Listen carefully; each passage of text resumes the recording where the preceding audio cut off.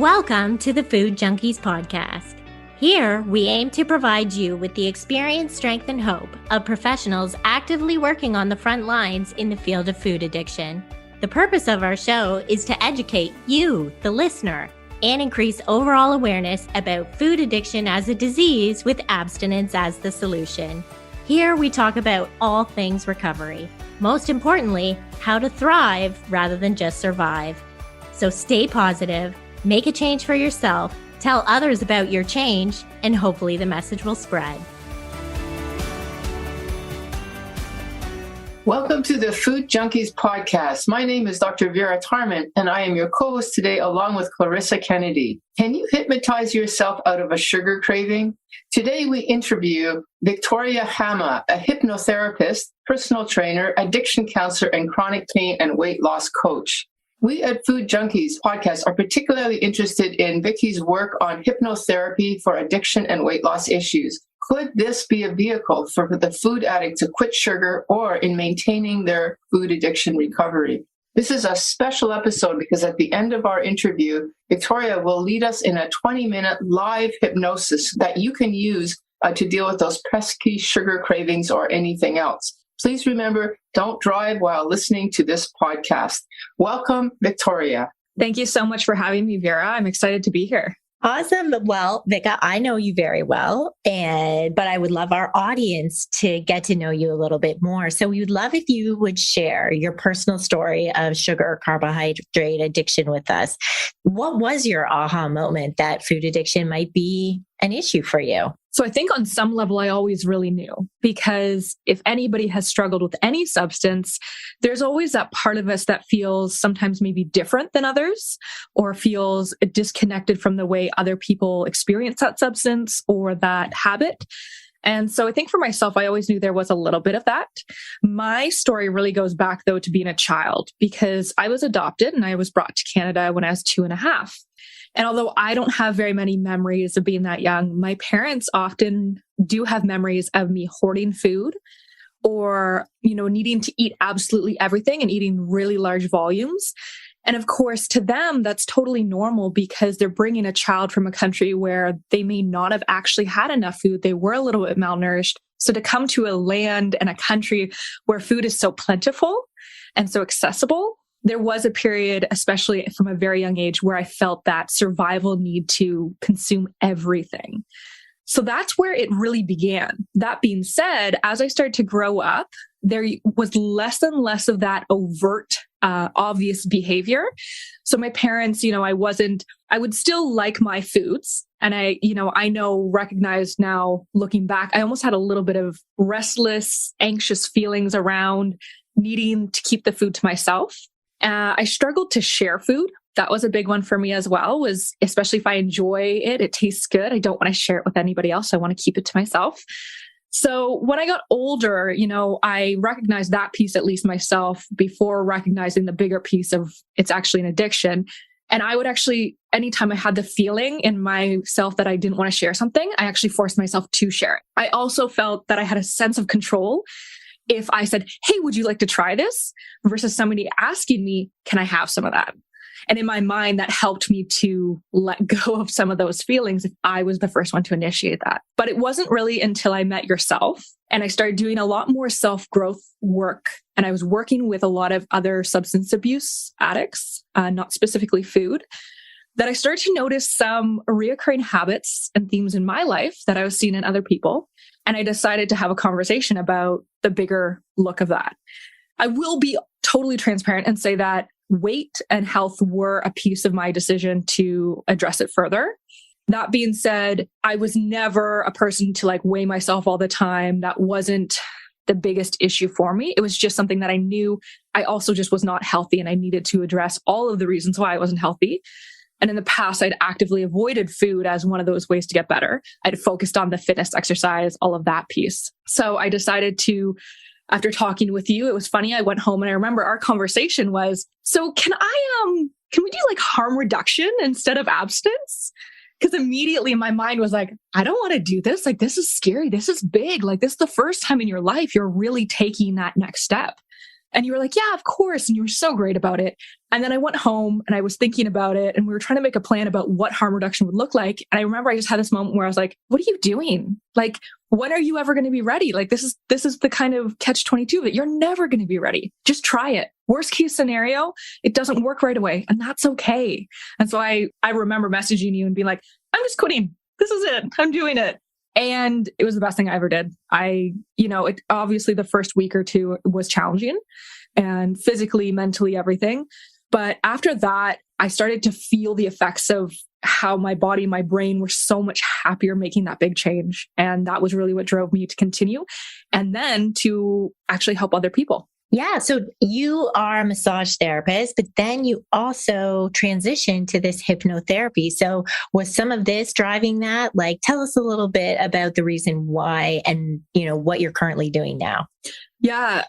Doing massage therapy and personal training, I get the physical aspects of it, the anatomy. I love science and all that, but I always was from a very young age, actually very intrigued by brain science.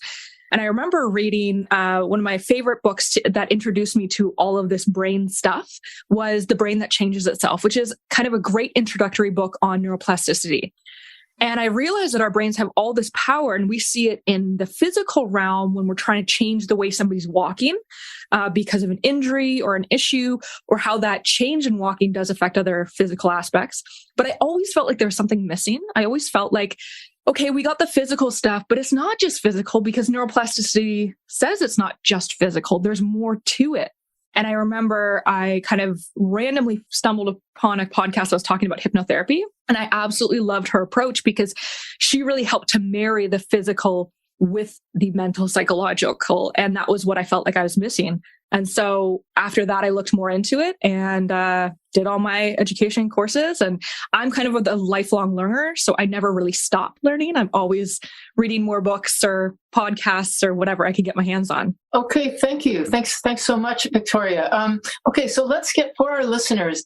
Can you define what is hypnosis? A simple definition, and then does it work? And how does it work? So it's tough to have a simple definition, to be honest, because it varies so much from everybody. So I guess it's really just a immersive, non-judgmental experience. So it's kind of a combination of a dissociation with immersion that creates almost like this trance state. This is the part that people get nervous about because they don't understand what that looks like. So this hypnotic or trance state is something we actually put ourselves in daily all the time.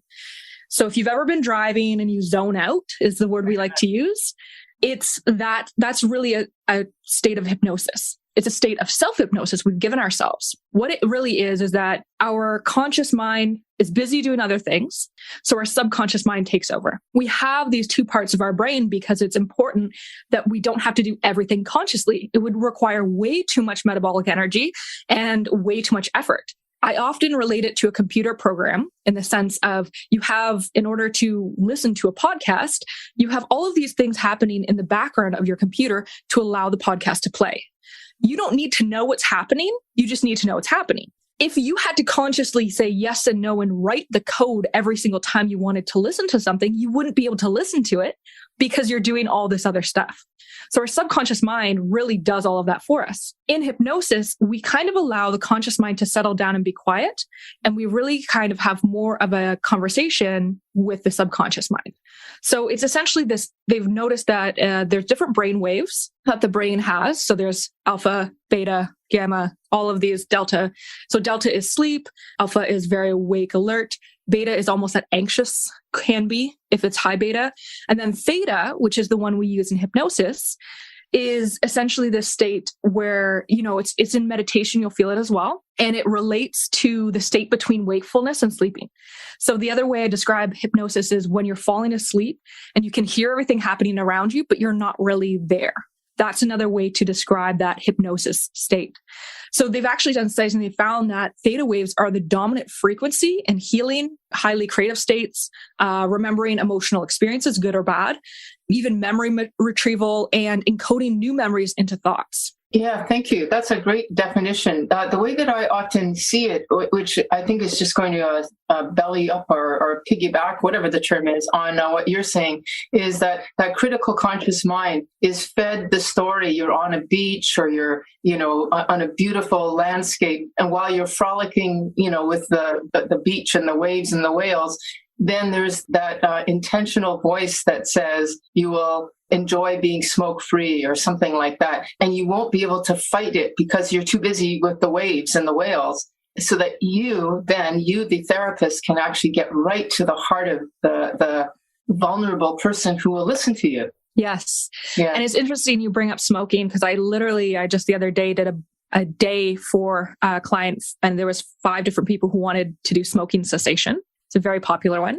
Yeah. I do things a little bit differently, but what's interesting about smoking specifically is people think about it as the actual substance, and it's almost never the actual substance.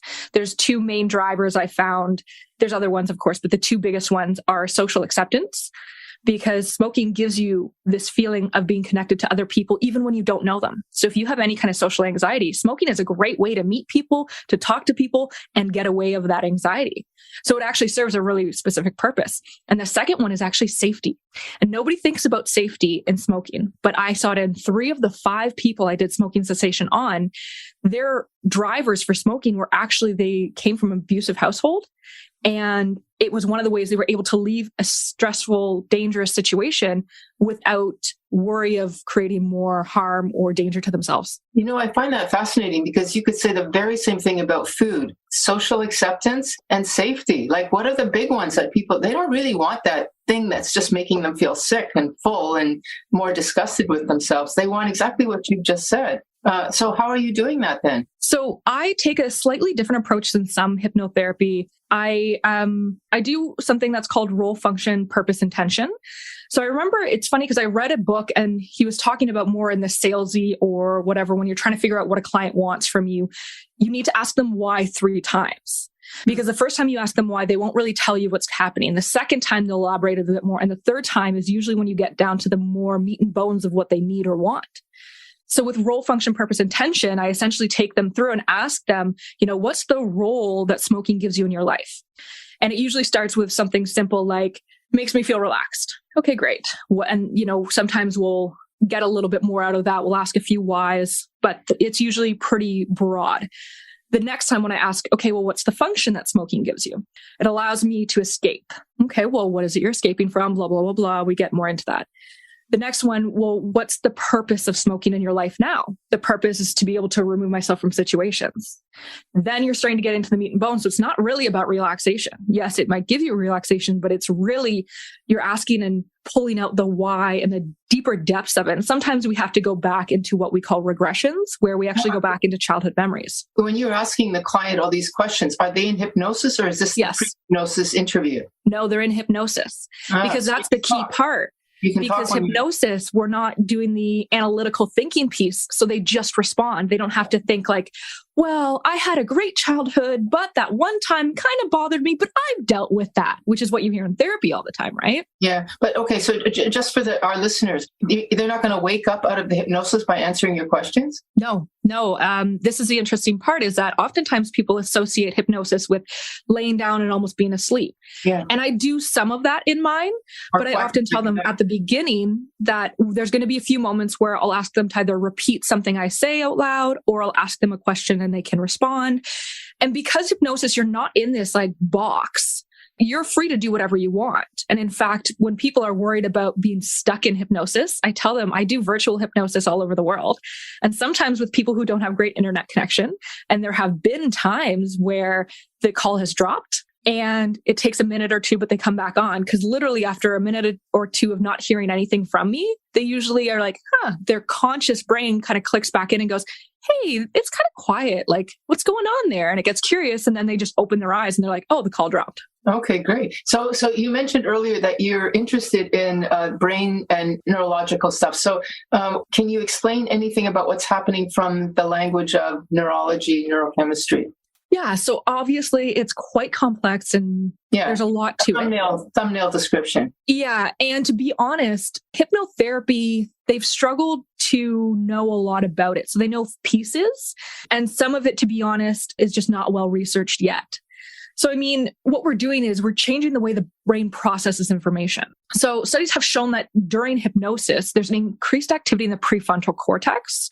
So that's the part of the brain that's responsible for that decision-making, planning, and self-control, which is why when we're dealing with things like cravings, it can be helpful, because if we're working with the part of the brain that's working with self-control, we can have an influence there.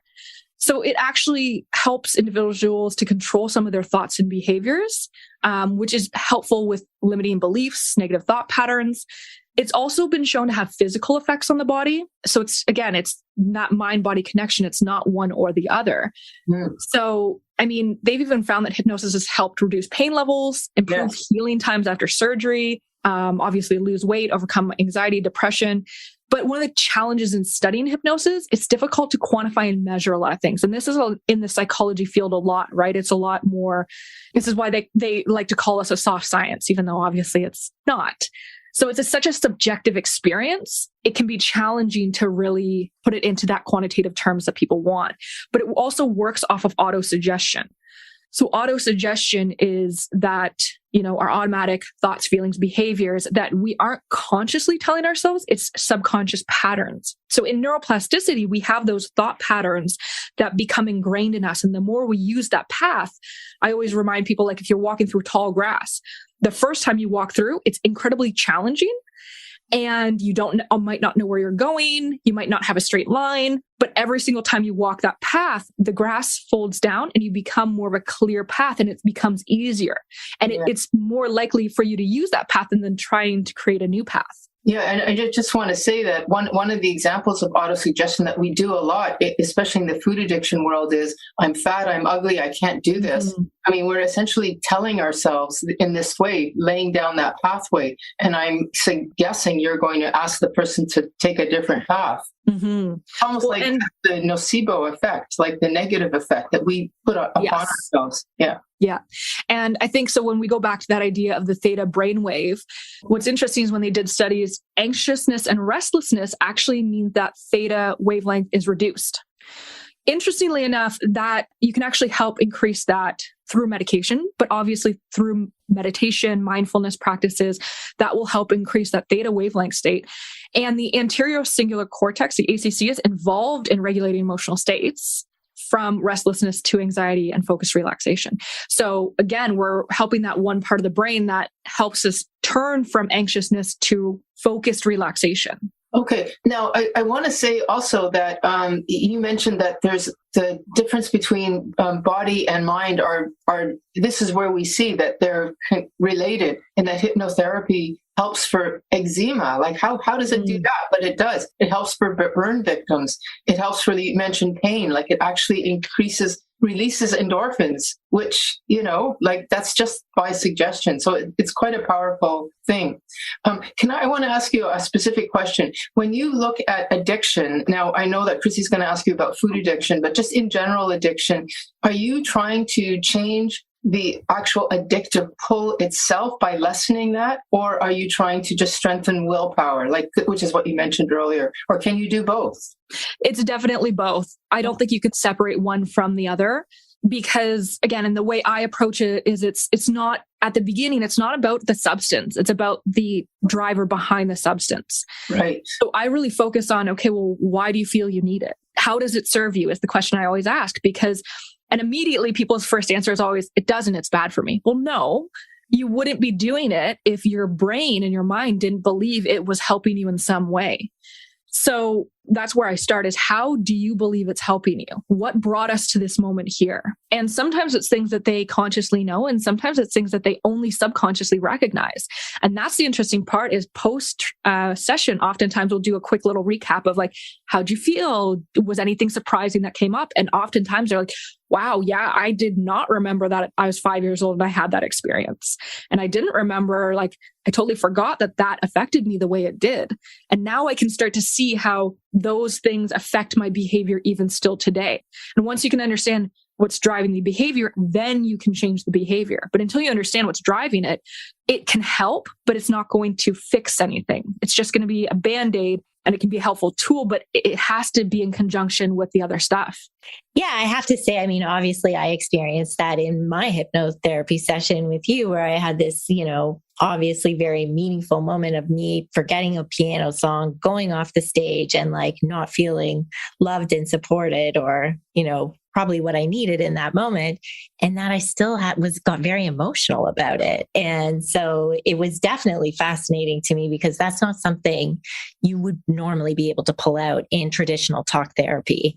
So I did want to touch a bit on some of the evidence for hypnotherapy, specifically related to addiction. I know you have some quantifying numbers there. So I came prepared for you guys because I wanted to let people know that even though it's hard to study, there still are a lot of studies that show it's incredibly effective.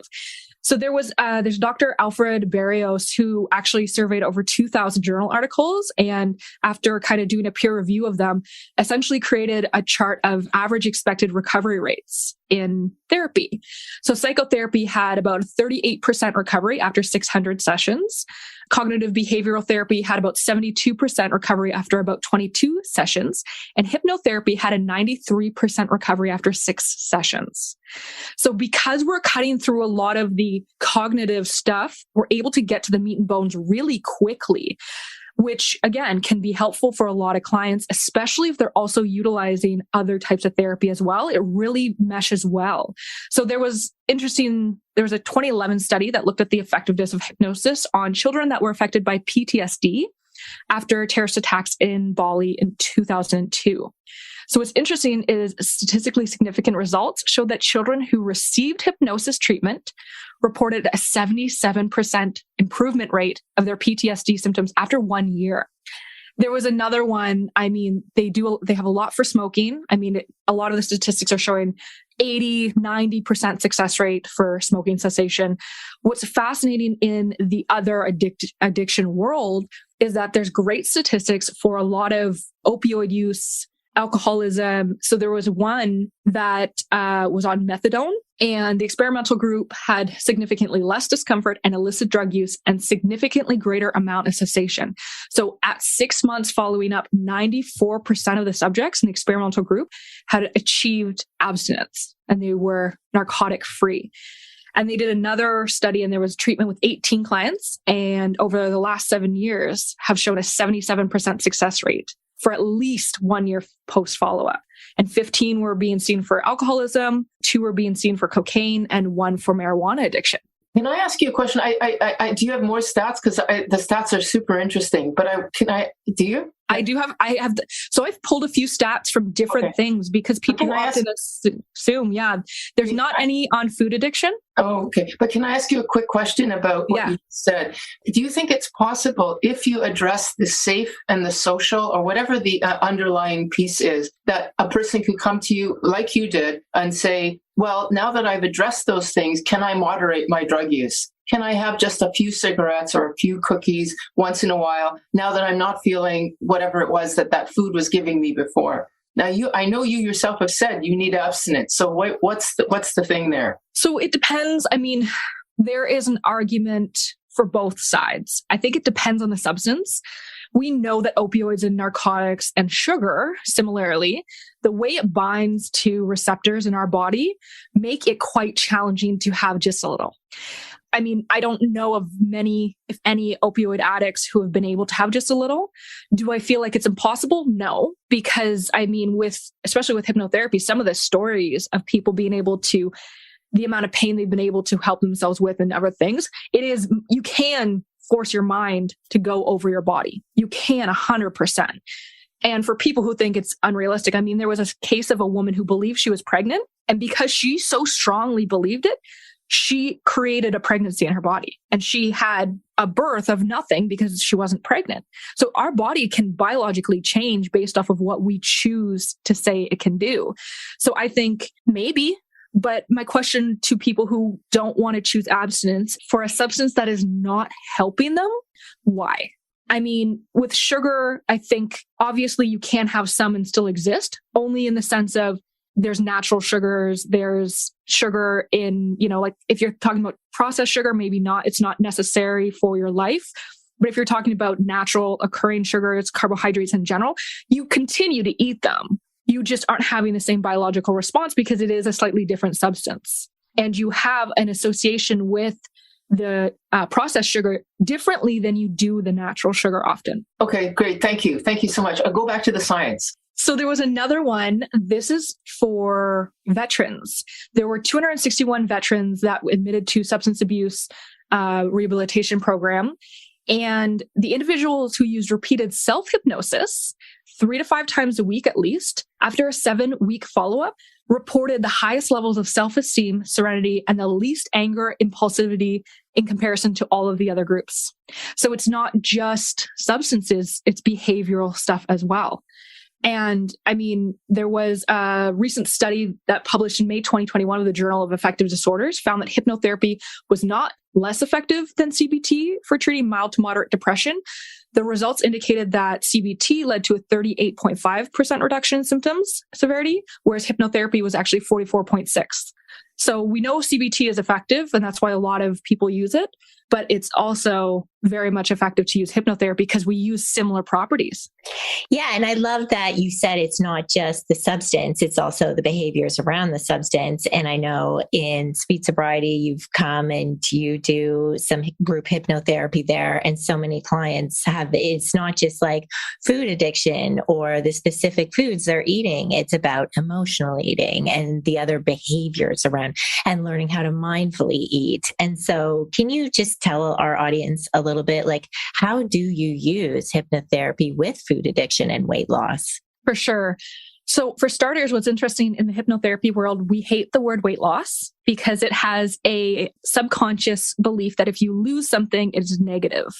And if you lose your keys, you have to find them. If you lose a person, it's sad and you have to grieve. So we like to use weight reduction. That's just a quick little tidbit I love to give people because sometimes even just changing that wording for themselves in their life can make a small difference. So when we're talking about more food related stuff specifically, I think we can't really untie, especially in North America, food from emotions or food from social activities. I mean, we just had Easter, which is literally where we come together to eat chocolate and or other big meal as family. There's almost no family events or social group events that we have where food is not in the center of it. So for some people, that's their trigger, is being in groups or social events and wanting to feel accepted, needed, whatever.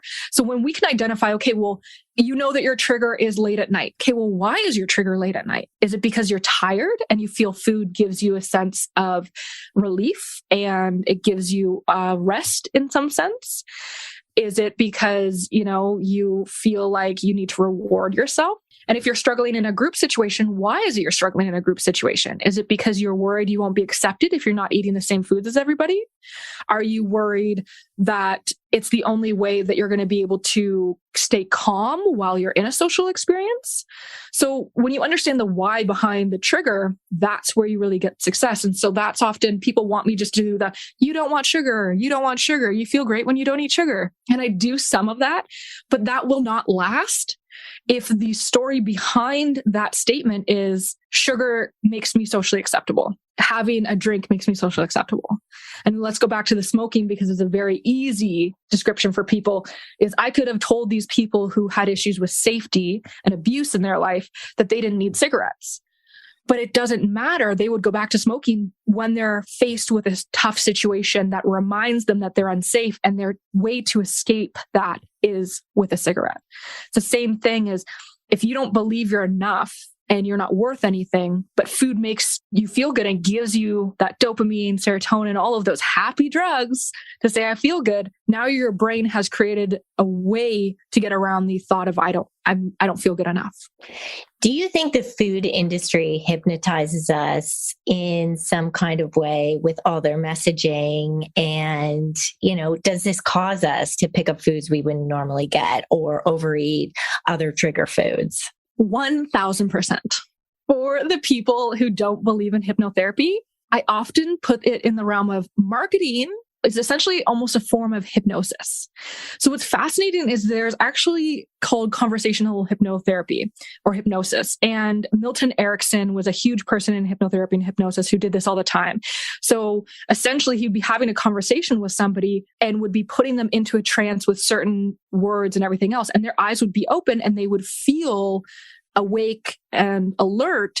But just like we can drive and go into a trance, we can talk and go into a trance, or watch something and go into a trance.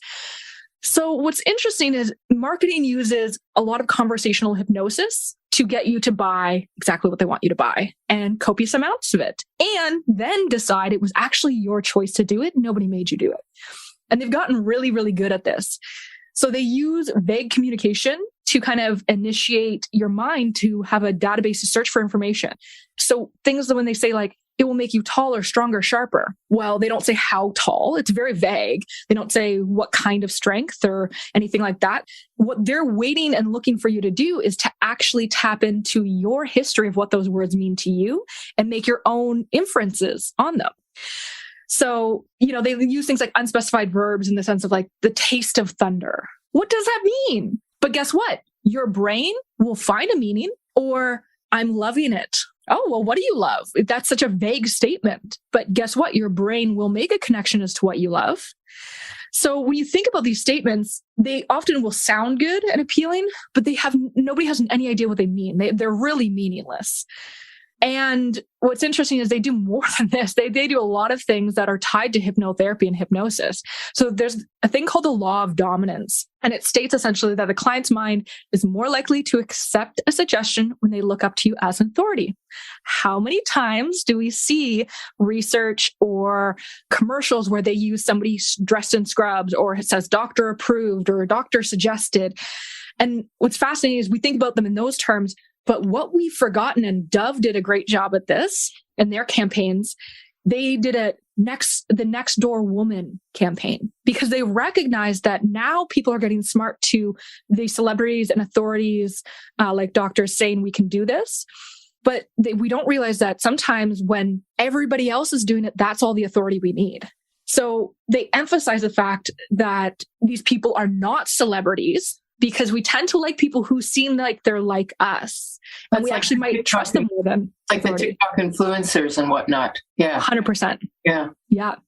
And then on top of all of this, they like to stir up our emotions, because they know the brain really latches onto emotions.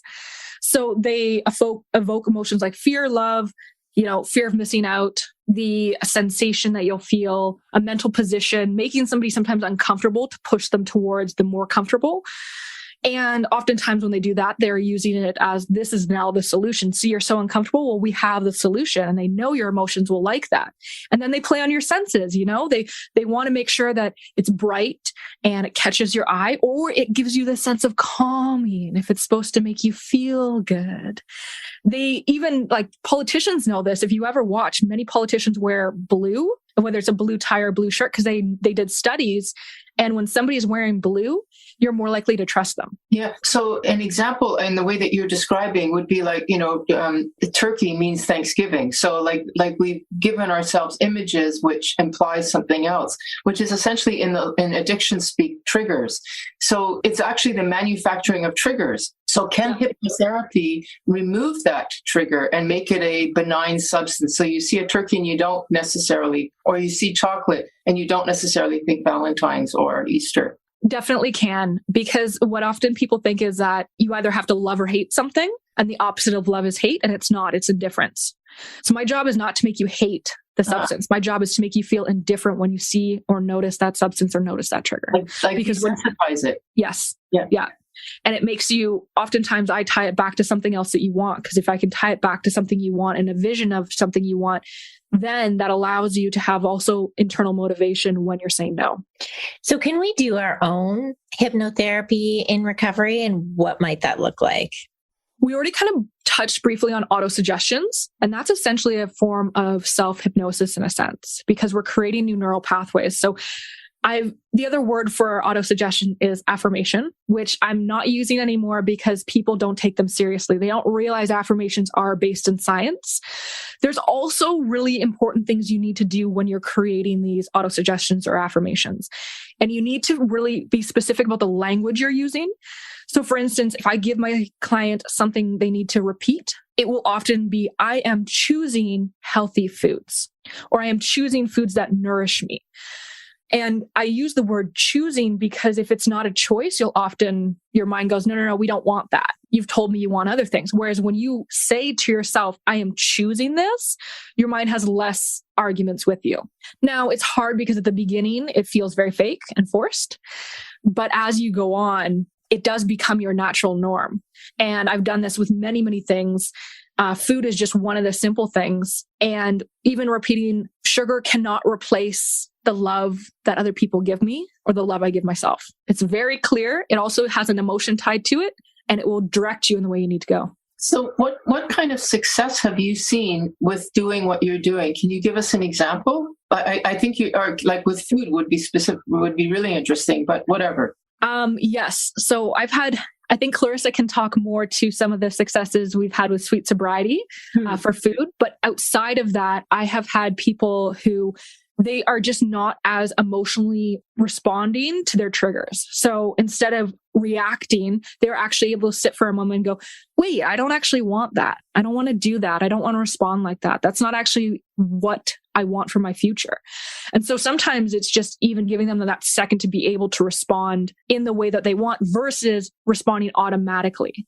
It creates an awareness and a connection, I actually kind of call it, between the two sides of your brain, the one that's doing things automatically and the one that is consciously trying to choose better choices. So instead of separating them, which many people are, they're very, the two sides are arguing against each other every day, which is what causes a lot of the internal frustration, sadness, the feeling of defeat.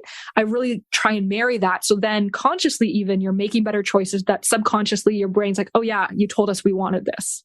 Yeah, and definitely I can speak to it. We had several group members who struggled with evening eating or emotional eating episodes. And I think the intensity of the cravings is what they noticed had significantly decreased, where it was just like a thought and then they were able to give it a new thought. So it just allowed them to manage the cravings rather than it feel like a compulsion. I guess, would that also help then in the context of somebody who's trying to quit and thinking, there's no way I can do this, that you can actually have them approach, okay, I'm going like withdrawal essentially, and make withdrawal, acute withdrawal much less horrible. Yeah. So when I deal with more physical symptoms, like chronic pain is a big one, I often remind people that you have the ability to create analgesic responses in your body all the time. And I'll give you an example. For everybody listening, up until this moment, did you feel your feet? Did you feel them on the carpet in your shoes, anything like that? Probably not, unless you were like painting your toes or giving yourself a foot massage. But if I say now, feel your feet on the floor, you can. Because our body cannot focus on everything happening within it, mentally, emotionally, physically, all the time, it decides what it's going to specifically focus on. So if you can tell it what to focus on, you can actually get it to change its biological response. I love that. So where can, other than sweet sobriety, where can our listeners find you? What are you currently working on? Yeah. So you can find me at my website, www.viktoriahamma.com. Viktoria spelled Viktoria, Hamma, Hamma. Or you can find me on social media at VIKKAH. I also have a new show that I have just started called The Subconscious Proof, where I'm going to be interviewing other people in other fields. We're really going to be talking about the mind-body connection and how we can help people. And my big piece is always actionable things they can do today. Because it's great to have all this information, but if we don't know what to do with the information, it only takes us so far. So you can find me at any of those places and or Sweet Sobriety, as well as I will be doing some sessions with them too.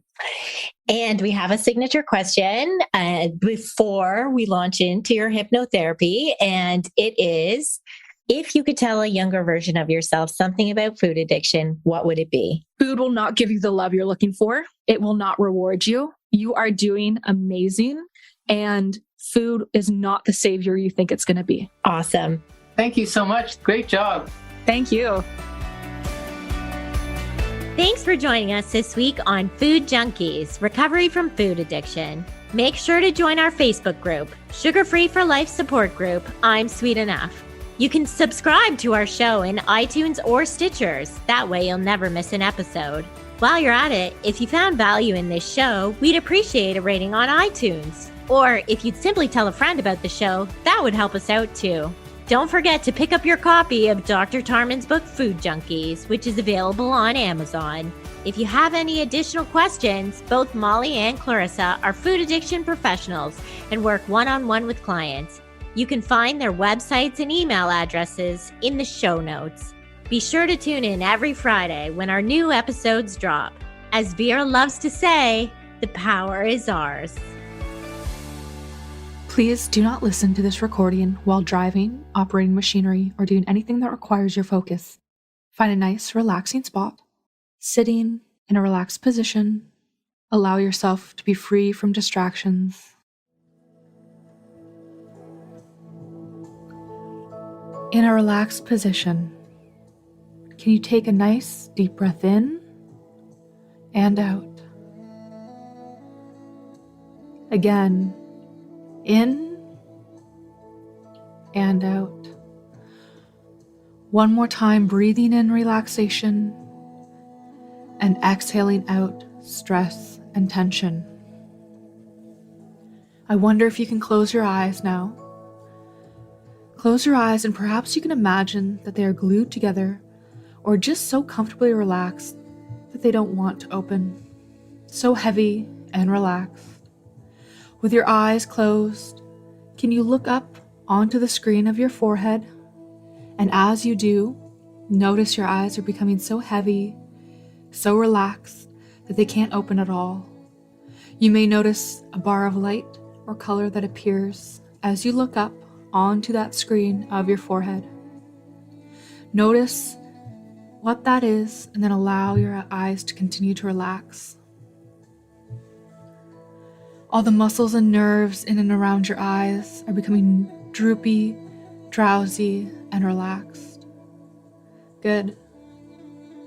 Now your eyes are really heavy and relaxed and they won't open. Just try to open your eyes and see how the harder you try, the heavier and more comfortable and relaxed they become. Good, you're doing great. So just forget all about your eyes for a moment. Now I want you to press your hands together tightly now, really tightly, so that you can feel the palms of the hands touching each other. And I want you to lock your thumbs over each other. And those hands are becoming locked together so tightly that they feel as though they're stuck together with super glue. They're so tightly and securely locked together, and the harder you press your hands together, the tighter they stick and more securely locked the hands become. Press them together tightly now so that they just won't come apart. That's it, tighter and tighter. Those hands so securely clasped, so tightly clasped, like they're together with super glue and they just won't open at all. And in a moment, I'm going to ask you to open them. You'll try to open them, but they won't open at all because they are so tightly stuck together. Okay, so try to pull your hands apart. Try and notice that the hands are just too tightly clasped together and they just won't open at all. And the harder you try and open them, the tighter they feel. Now relax your hands. Stop trying to open them and just allow them, let them open easily. The hands are moving apart now. They're opening so easily now. Take another nice deep breath in and out, breathing in relaxation and exhaling out any remaining stress and tension in your body. And with every breath, it just brings you further and deeper into an incredibly relaxed state. As you know, hypnosis is not about being asleep. It's a sleep of the nervous system, recognizing that your subconscious mind will hear everything it needs to hear and absorb everything easily and effortlessly. You know that for a while you've struggled with food cravings, but now you are ready to leave them behind you and choose healthier methods for dealing with your emotional and physical needs. Together we are giving your subconscious mind the ultimate power to release, relieve, and let go of any unwanted cravings that we know do not serve us. So imagine you are standing at the edge of a dense forest filled with unhealthy food cravings. Each tree and plant represents a different temptation, such as sugary snacks, fried foods, or excessive portion sizes. As you look around, you notice the forest appears dark, unwelcoming, and overwhelming. At your feet, you see a narrow, winding path leading to a distant, sunlit area. This path represents your journey to healthier food choices and the elimination of unhealthy cravings. With determination and hope, you step onto the path, leaving the unhealthy forest behind. And you may notice as you walk along the path, the landscape begins to change. The dark, unhealthy tree and plants are gradually replaced by vibrant, healthy vegetation. Each new plant and tree symbolizes a healthier food option, such as fresh fruits, vegetables, whole grains, and lean proteins. Eventually, you reach a beautiful garden filled with an abundance of healthy food choices. The sun shines brightly, and the atmosphere is filled with a sense of vitality and nourishment. You walk through the garden, exploring the various plants and trees, and you notice that your cravings for unhealthy foods have vanished, gone away, far behind you. Instead, you feel a strong desire to nourish your body with wholesome natural foods found in the garden. And as you continue to spend time in the garden, you feel your body and mind becoming healthier and more energized. Each day, moment, minute, hour, your resolve to make healthier food choices grows stronger, and the unhealthy forest becomes a distant memory. You understand that you have the power to choose what you put in your body, and that choosing healthy food not only benefits your physical well-being, but also your mental and emotional health. Take a moment to appreciate the transformation you have experienced in this metaphorical journey. As you are relaxing so well now, I'd like you to begin to imagine or visualize or just sense yourself looking into a full-length mirror and seeing the you that you really want to achieve. Note the happiness in your face, how healthy your skin looks. See the outfit you're wearing. Notice how good it looks on you. Notice your emotions. It may be feelings of confidence, a healthier feeling, heightened self-esteem, a strong feeling of pride in how you look. That's right, just as long as you need. Within the few moments now, visualize the new you, the ideal you, the you that you want to be. You've taken a major step today. You've decided to do something really positive to achieve your ideal you. You've made a clear decision that you are going to take charge and make changes. You're doing this for yourself. You're taking control. You know you have no need to diet. You eat wholesome, balanced, beautiful, nutritious meals in the appropriate quantities at the right time to see you through the day easily and effortlessly. You feel justifiably proud of how easily you achieve this. Imagine or visualize or just sense yourself again now in front of that mirror with the new you in the reflection. You see that slimmer, healthier person, and more than that, you see a better informed person who understands their body's desires, who properly considers choices that deliver the lifestyle and body and emotions and happiness they want, who has done this for themselves and is in control completely. So notice a light that surrounds you in this mirror. It may be small right now, but it represents your confidence, willpower, and intentions to follow through. With every minute, day, and week that passes, this light will grow bigger and stronger because you are continuing to make so many incredible healthy choices for yourself. Out loud or in your mind, I want you to repeat after me. And as you do, the light surrounding you will grow larger and stronger and more resilient. Repeat after me now.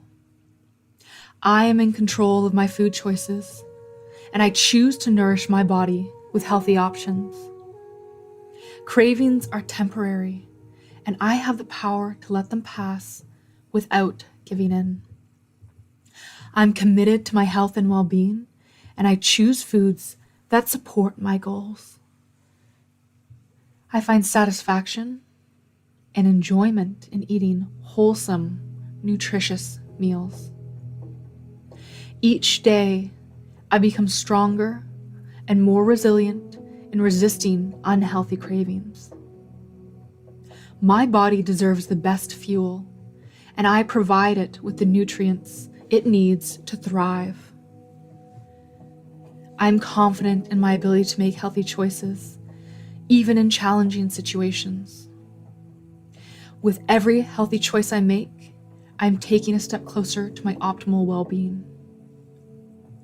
I replace unhealthy cravings with positive thoughts and actions that contribute to my overall health. I'm grateful for the opportunity to nourish my body and mind with nutritious foods.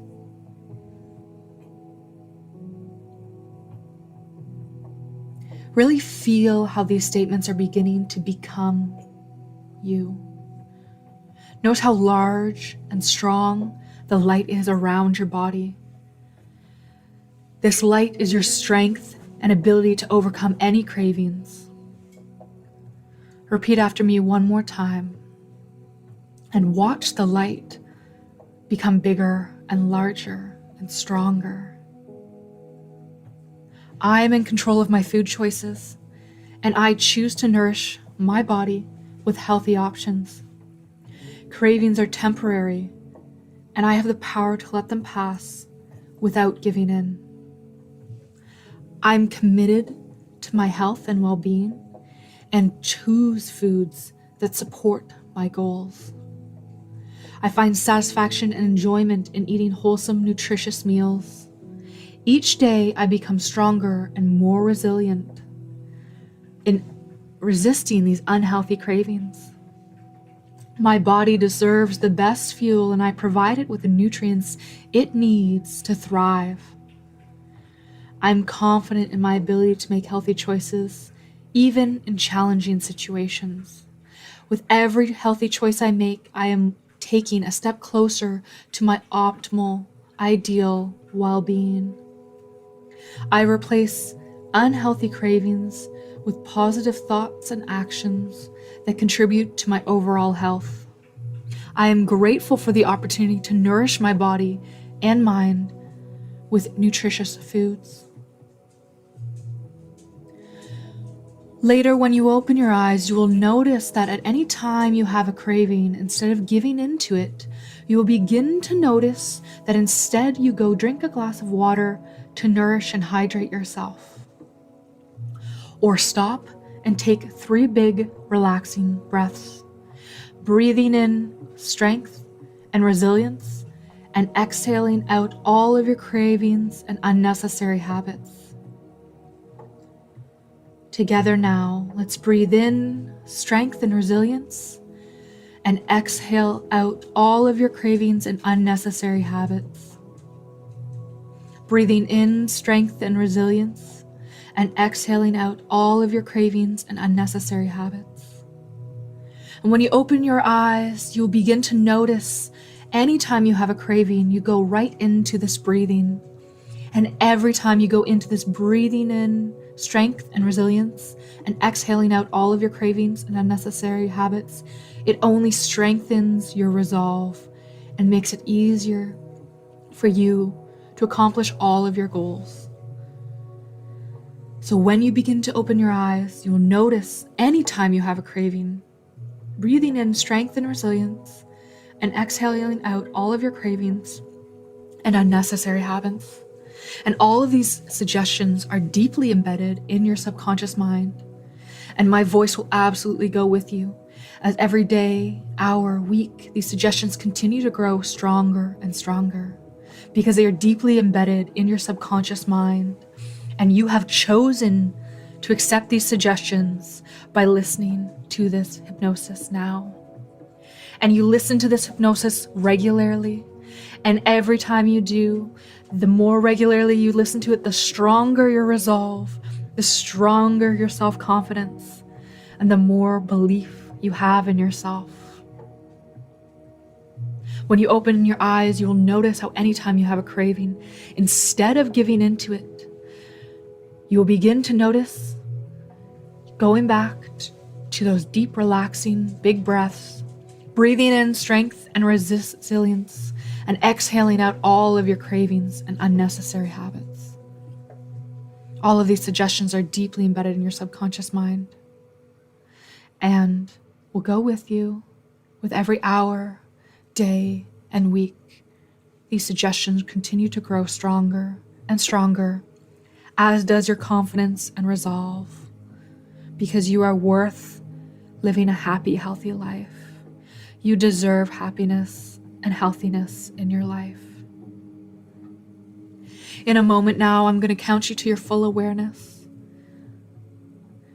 And when you wake up, you will continue to act on these suggestions, and they will come to you simply and automatically, as if a recording sits in your brain.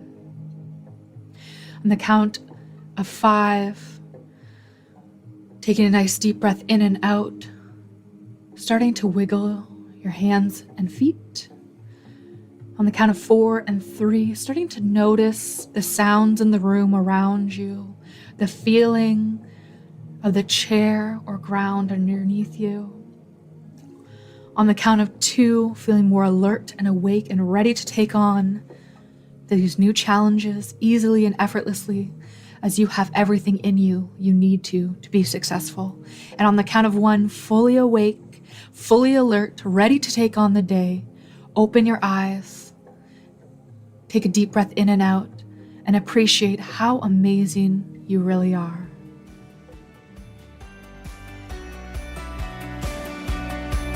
Thanks for joining us this week on Food Junkies, Recovery from Food Addiction. Make sure to join our Facebook group, Sugar Free for Life support group, I'm Sweet Enough. You can subscribe to our show in iTunes or Stitchers. That way you'll never miss an episode. While you're at it, if you found value in this show, we'd appreciate a rating on iTunes. Or if you'd simply tell a friend about the show, that would help us out too. Don't forget to pick up your copy of Dr. Tarman's book, Food Junkies, which is available on Amazon. If you have any additional questions, both Molly and Clarissa are food addiction professionals and work one-on-one with clients. You can find their websites and email addresses in the show notes. Be sure to tune in every Friday when our new episodes drop. As Vera loves to say, the power is ours.